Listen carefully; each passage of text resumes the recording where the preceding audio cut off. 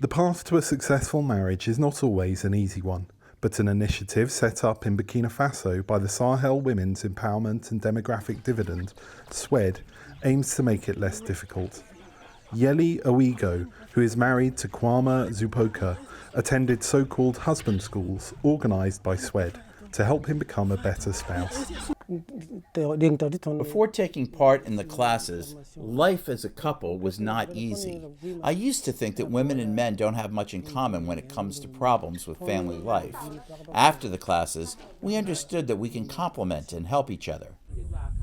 Burkina Faso is a male-dominated society, but the schools use a variety of teaching techniques, including role plays, to help the men understand the needs of their wives and how to meet them. For example, helping with housework. They also teach the men about women's rights, family planning, health and hygiene, and they are encouraged to include women in making family decisions too. The coordinator of the project in this area of Burkina Faso says the classes have made a big difference to women in the community. There are even men who have attended the childbirth of their wives, which is part of assuming responsibility for the care of the children by the men. For the men in the village who weren't able to participate in the husband schools, those who did have become role models.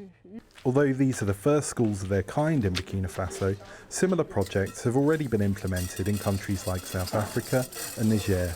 The United Nations says they can help reduce incidents of domestic violence, and they are also about the acknowledgement that gender equality is not just about women and girls.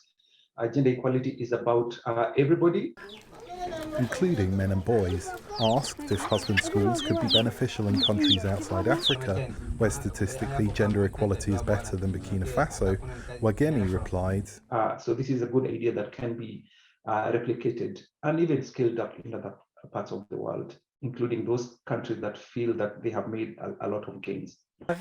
Zupoka, meanwhile, says the classes have made her husband much more helpful and considerate.